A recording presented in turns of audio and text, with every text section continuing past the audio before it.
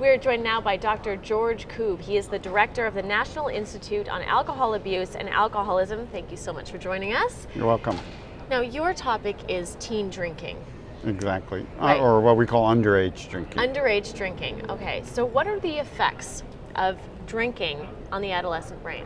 The most important issue is that the adolescent brain doesn't fully develop until the age of about 25.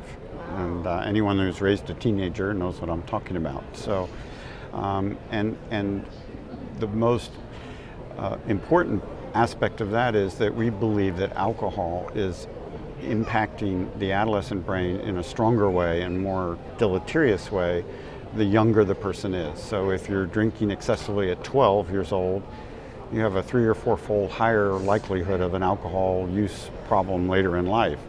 But more importantly, you may be delaying the development of the frontal cortex. And the frontal cortex is part of your brain that's critical for making decisions, delaying reinforcement, executive function. In effect, being who you are as a human being is frontal cortex. And it's a big concern if alcohol and other drugs of abuse are delaying or impairing the development of this executive control center, part of our brain, that really keeps us, our impulsivity function under control, keeps our stress function under control. And so that's our main concern. It's very simple. It's a neuroprevention issue. Right. And these are lasting effects, like long-term effects? These could be lasting effects. We're engaged with the National Institute on Drug Abuse and a number of other institutes at NIH to actually ask that question. We want to know, we're going to do a longitudinal study. The plans are underway. The grants are actually already been submitted. The reviews are underway to follow 9 to 10-year-olds for 10 years and image their brains, do neurocognitive testing, but also at the same time to measure their drug use and alcohol use. And so it's a very exciting project. Hopefully we'll be able to answer a question about what does the normal brain look like, what does resilience look like, and what does vulnerability look like.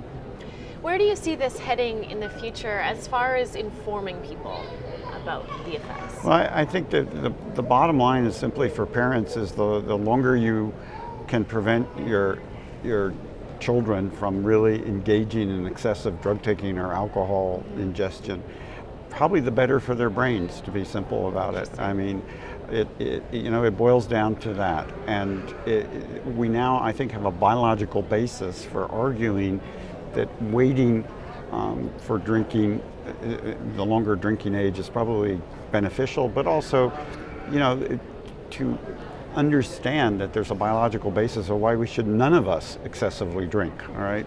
Right. And how can we as a society or perhaps, media messaging get the word out? I think, I think most people in the world would understand that you're not supposed to be snorting heroin at 12 years old. But I think it's really important to understand that you shouldn't be drinking 5 or 6 drinks or getting bottles of liquor from friends and experimenting at that age. I think there has to be a cultural change in our thinking about alcohol. It's 70% of Americans at least drink. Most Americans have no problem, but it's that 5% or 8% that get engaged in alcohol use problems that cause an enormous amount of havoc with our medical care system. And does that start with providing the psychiatrist with that information, and is that kind of why you're here?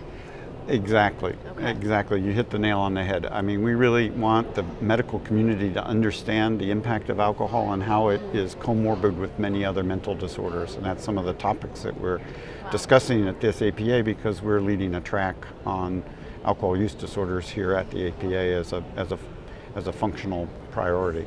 Well, you're certainly doing very important work. I wish you thank all you. the best. Thank you so much. Thank you. Nice. That's great. Yeah.